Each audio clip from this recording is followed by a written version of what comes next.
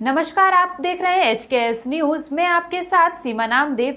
बढ़ते हैं देश प्रदेश से जुड़ी तमाम खबरों की ओर। हरिद्वार के अपर जिलाधिकारी प्यारेलाल शाह की अध्यक्षता में कलेक्ट्रेट सभागार में बाल किशोर श्रम उन्मूलन हेतु गठित जिला टास्क फोर्स समिति की बैठक आयोजित हुई। बैठक में बाल किशोर श्रम के संबंध में अधिकारियों ने अपर जिलाधिकारी को बताया कि इस संबंध में लगातार जागरूकता अभियान चलाया जा रहा है और वर्तमान में बाल किशोर श्रम की काफ़ी कम शिकायतें प्राप्त हो रही हैं। इसका कारण कोविड-19 की वजह से होटल आदि का बंद होना भी हो सकता है। उन्होंने बताया कि NGO आदि के माध्यम से भी कोई मामला समिति के संज्ञान में नहीं आया। यदि कहीं से कोई मामला संज्ञान में आता है तो संबंधित के विरुद्ध नियमानुसार कार्यवाही की जाती है। बैठक में LDM संजय संत, जिला समाज कल्याण अधिकारी अमन अनिरुद्ध, ACMO डॉक्टर पंकज कुमार जैन, परियोजना निदेशक RC तिवारी, अध्यक्ष बाल कल्याण समिति विनोद कुमार शर्मा,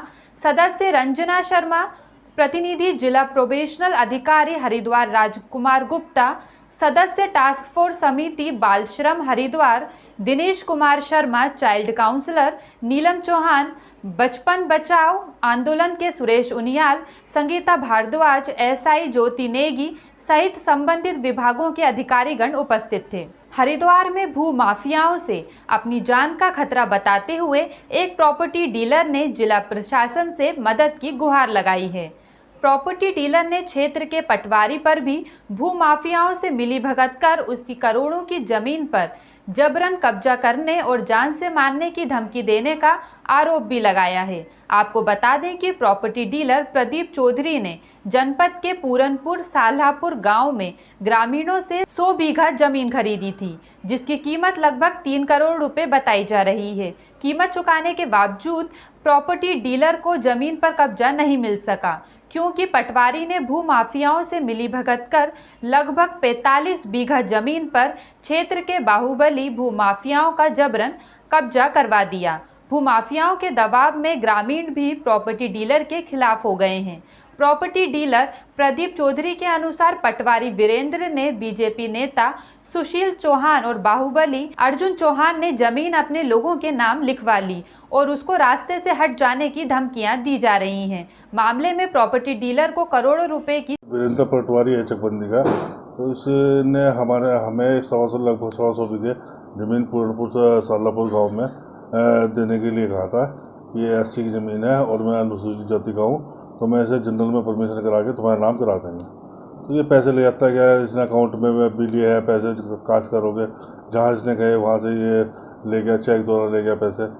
तो जब इसने हिसाब नहीं दिया तो फिर उसमें हमने 55 बीघे ज़मीन अलग से ली, लगभग 3 करोड़ रुपये इस पर चला गया। 1-2 करोड़ रुपये उसे डेवलपिंग करने पे भी लगा। तो उसके बाद फिर हमने जब इसने हिसाब नहीं किया तो मुकदमा दर्ज कराया। उसमें चार्जशीट भी गई है कुछ आदमियों के खिलाफ, कुछ में इसमें पेंडिंग चल रहा है पटवारी के खिलाफ। तो उसमें ये साबित हुआ कि उसमें पैसे हमारे गए थे और लगभग सारे पैसे चले गए थे उस पर। तो बाद में अब ये पता लगा कि दर्ज होने के बाद कि इन्होंने ये इसमें जो भू माफिया में है सुशील चौहान जी और ये अर्जुन चौहान, इन्होंने ज़मीन अपने नाम पे करा ली, जबकि वहाँ कॉलोनी कटी हुई थी। उसके बाद तो रजिस्ट्री हो ही नहीं सकती थी और पहले मालिक हम है, उस पर केस चला है 1-1.5 साल पहले भी से, काफ़ी से ये अखबारों पे भी आ रहा है, न्यूज़ में भी आ रहा है, मीडिया में सभी जानते हैं इस चीज़ को। तो इन्होंने जो एलिगेशन उस समय हमने इन पे लगाए थे कि विवादित संपत्ति पे घुसते हैं और फिर अपनी साठ-गांठ से हथियार लेते हैं, तो वही इन्होंने प्रूफ किया है। उन्होंने अपने नाम पर ज़मीन कराई है, उसमें खाते में पैसे इनके गए हुए हैं, और जबकि जब ज़मीन हमारी थी, विवादित थी, तो इन्हें रजिस्ट्री नहीं करानी चाहिए थी। इन्होंने मिलकर वीरेंद्र पटवारी के साथ ही कहा था कि इनको ये तो हमें ज़मीन देते, वो कार्रवाई न करे, चुपचाप बैठ जा, नहीं तो हम ये ज़मीन तो हमारे पास आ जाएगी, तो यहाँ पे नहीं रहेगा, और तो ये मार पीट के मतलब हम ये ज़मीन हथिया लेंगे। इन्होंने कई तरीक़ों से वहाँ पे अवैध काम करे, हमारे काम को भी रुकवा रखा है साइड पे। तो अपना प्रशासन के दबाव से कोई काम भी नहीं होने देते वहाँ पे। इनका यही काम है, क्षेत्रवासी है यहाँ पे। इन्होंने सलेमपुर, दादूपुर में, बहादुराबाद में, बेगमपुर में ज़मीन कब्जा रखे, मकान बना रखे, कोई पेपर नहीं है, कोई वो नहीं है। इनका यही काम है, विवादित संपत्ति में घुसते हैं, फिर उसे मार काट के उसे संपत्ति को कब्जा लेते हैं, और शुरू से लेकर अब तक यही काम कर रहे हैं। और पार्टी का ठप्पा लगा रखा है इन्होंने, और पार्टी के ठप्पे के नीचे ये काम कर रहे हैं। हाँ, ये दर्जाधारी स्ट्री सीटर है सुशील चौहान। इसमें लगभग अब ये मौके पर 100 बीघे ज़मीन है, जिसमें से 55 बीघे हमारे नाम है और 45 बीघे इनके नाम है, इनके आदमियों के नाम है। मतलब है इन्हीं के आदमी, इनके ही पैसे गए हुए हैं अकाउंट में, और वो साबित हो चुका है पुलिस की रिपोर्ट में भी। तो इन्होंने जानबूझ के धोखाधड़ी इसे हड़पने की नीयत से ये चाल करी है इन्होंने। वो इनके ही गांव के आदमी है, फेरूपुर में इनके गांव का आदमी है अर्जुन चौहान के। देश में महिलाओं के प्रति आपराधिक मामले थमने का नाम नहीं ले रहे हैं।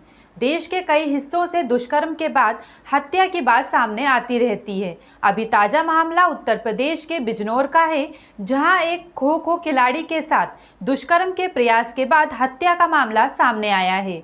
तो वहीं इसी को लेकर धर्मनगरी हरिद्वार के लोगों ने भी अपने गुस्से का इजहार विरोध प्रदर्शन के माध्यम से किया।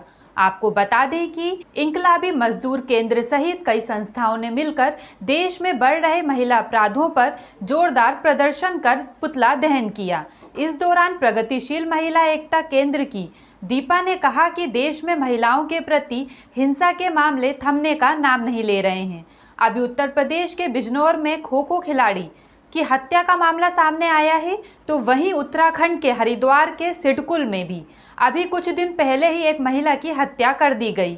तो वहीं ऐसे मामलों पर राज्य सरकारों ने चुप्पी साध रखी है, जिस पर कोई ठोस कदम ना उठाना अपने आप में सवालिया निशान खड़ा करता है, जिसका हम पूरी तरीके से विरोध करते हैं। मेरा नाम दीपा है, प्रगतिशील महिला एकता केंद्र की इकाई सचिव हूँ हरिद्वार में। प्रदर्शन इसमें है कि आज पूरे देश के अंदर जो महिलाओं की स्थिति है, महिला हिंसा वाली स्थिति है, तो अभी 10 सितंबर को रेलवे क्रॉसिंग करते हुए एक खो-खो की खिलाड़ी जो अपने घर जा रही थी और उस खिलाड़ी को वहां से अगवा करके उसके साथ ज़बरदस्ती करके रेप करने की कोशिश की गई, और जब रेप में नाकाम हुआ व्यक्ति, उसने उसका गला दबाकर हत्या कर दी। तो हम इन सरकारों से कहना चाहते हैं कि एक तरफ सरकारें कहती हैं कि बेटी बचाओ बेटी पढ़ाओ, तो हमारा एक सवाल है कि कौन सी बेटी की बात कहते हैं, ये सरकारें एक बार हमें जनता को ये बता दें।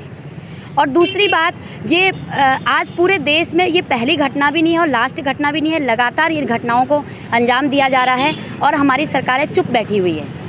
तो सिडकुल के अंदर अभी 4 दिन पहले की घटना है कि सिडकुल के अंदर जो आज पूरे गांव से, देहातों से लड़कियां यहाँ, क्योंकि गरीब हैं, मेहनतकश लोग हैं, और जब खेती में कुछ नहीं हो रहा है, घरों में कुछ नहीं है, तो यहाँ सिडकुल उद्योग में काम करने आई हैं और उस लड़की को मार के उसकी लाश बोरे में मिलती है। तो इस तरह की पूरी चौतरफा जो घटनाएं हैं, और सरकार के आंकड़े हैं कि हर 3 मिनट में एक बलात्कार होता है, तो सरकार ऐसे बलात्कारियों को पहले तो पाल क्यों रही है और ऐसी मानसिकता को क्यों पैदा कर रही है। तो ये सारे दोष हम इस पूंजीवादी व्यवस्था को देते हैं, जो कि महिलाओं को समान समझने की बात करते हैं और महिलाओं को समान के बतौर परोसा जा रहा है समाज में। तो ये अश्लील गाने, अश्लील पिक्चर, अश्लील गीत और जो नशा है, साफ साफ कहा जा रहा है कि जितने भी बलात्कार हो रहे हैं सबसे ज़्यादा नशे से हो रहे हैं। तो सरकार को इस नशे पर रोक लगानी चाहिए। अब सरकार क्यों इस नशे पर रोक नहीं लगाना चाहती है, तो ये साफ ये व्यवस्था, ये समाज समझ सकता है, क्योंकि सबसे ज़्यादा सरकारें जो ये पैसा कमाते हैं, जो उद्योगपति, ये सब नशे से कमा रहे हैं और हमारे पूरे समाज में जो मजदूर मेहनत का जनता है उसको बर्बाद कर रहे हैं। तो हम इसके लिए विरोध प्रदर्शन करते हैं और तब तक करते रहेंगे जब तक महिलाओं को सुरक्षा नहीं मिलेगी। रंजीना, इंकलाबी मजदूर केंद्र की कार्यकर्ता हूँ मैं। क्या मामला है? ये जो अभी बिजनौर में जो घटना हुई है एक दिन पहले की, कि राष्ट्रीय खिलाड़ी खो-खो की बिजनौर के अंदर, वो ट्रेन से रेलवे स्टेशन से घर आ रही होती है और पहले उसके साथ मतलब बलात्कार का प्रयास किया जाता है, और जब उस बलात्कार करने में असफल रहते हैं तो उसके बाद उसको जान से मार दिया जाता है। तो उसमें हम ये दिखा रहे हैं कि दिन दहाड़े ये घटना होती है, और वो भी समाज के उस वर्ग से कि एक राष्ट्रीय खिलाड़ी के साथ जब इस तरह की घटनाएं दिन दहाड़े हो सकती हैं, तो सोसाइटी में जो आम लड़कियां हैं, आम मेहनत का महिलाएं हैं, उनकी कितनी सुरक्षा की गारंटी सरकार ले रही है। जैसे एक तरफ तो ये नारा दिया जा रहा है बड़े जोरों शोरों से, बेटी बचाओ बेटी पढ़ाओ, लेकिन जहाँ दिन में बेटियाँ सुरक्षित नहीं हैं वहाँ रात की गारंटी कौन कर सकता है। फिलहाल के लिए इतना ही। खबरों का सिलसिला लगातार जारी है। आप बने रहिए HKS न्यूज़ के साथ। नमस्कार।